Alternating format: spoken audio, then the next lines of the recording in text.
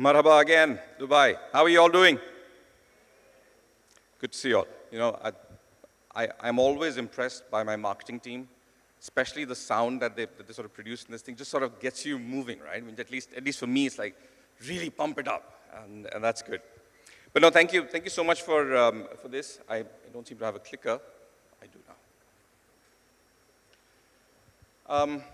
As you saw, we did a huge survey, and we came up with some very interesting results out of that, right? And I just wanted to share some very quick ones for you so that you guys can also sort of course, make use of this.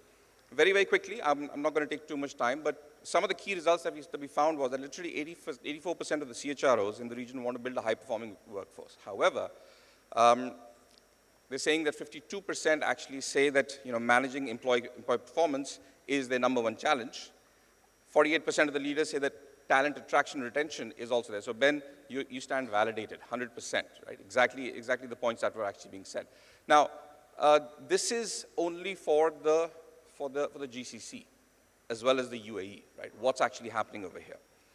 Even though 66% are unhappy with their HR tech stack, there seems to be an inertia to want to sort of change their core. And frankly, I don't disagree with them. Why would you want to change something that's not necessarily broken? Your payroll's running, your attendance is running, your core is running fine, everything's perfectly fine. Why would you want to change it? But what they've said is, 1 out of 2 actually said that they want to integrate new, better systems for strategic HR. Now, strategic HR is what? Your talent acquisition, your talent management, compensation benefits. All of these are areas where they want to integrate best of breed, and they want these systems to be able to integrate with them. 1 in 3 HR said that execution capabilities of their resources is a bit of a question, and they want to be able to find sponsorship from their executive team. Now, these are all fairly important things. You'll find much more than just this in the report. If you have been able to actually download it using that QR code, fantastic. Otherwise, don't worry. We will mail it to all the attendees who have sort of come over here, and you will be able to sort of scan it outside as well at the People Strong Boss, right? Here is what they're saying. I'm just going to put this up there so that you can sort of read it yourself rather than me sort of reading it out for you from the screen. Really, 55% of HR leaders state that the primary reason of their investment is how do they sort of integrate with their existing HRMS. That's what they want to spend their money on. I mean, I don't know. Does this resonate with anyone over here? Raise your hands. Does this resonate? Few people, okay. ROI on their HR tech stack, how is that working? 1 out of 3 HR leaders want to focus more on the strategic initiatives. How can you get a copy? You will actually be getting it on mail, like I mentioned, and you can actually scan it outside as well and download a copy, right? So that's the first part. Talent is the most critical resource, very clearly, right? And if talent is the machine, we believe that skills are the gears that will actually keep on moving it. If an organization has the right skills, if a country has the right skills, if you understand what exactly is required to be able to move forward, then you are in a good place, right? Now, what we've done is we're actually working over here with the government as well as some of the other entities as well to be able to figure out what exactly is required by the UAE, by the GCC, to be able to come up and find the best type of skills that are required over here, right? And we're coming to that.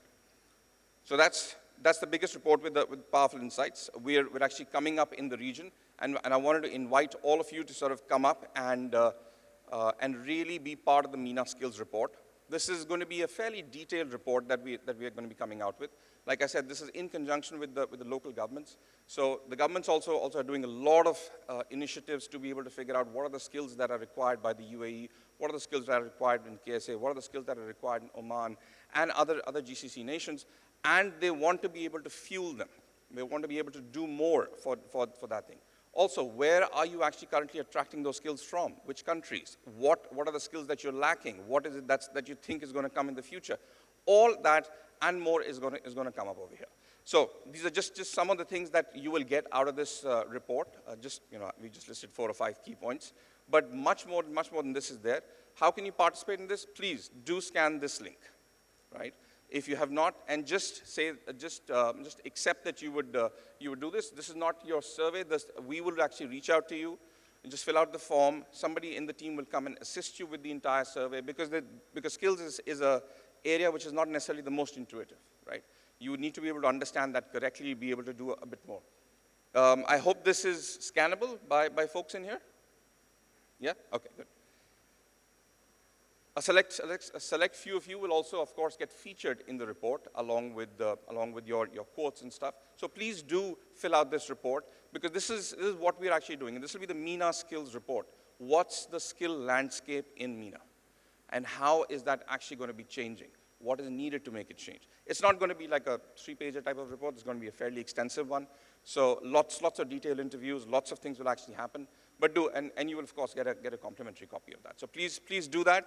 And you know, I'm actually going to ask Yasmin to buy me a coffee because I'm going to save her some time on this thing. I'm done. Thank you so much.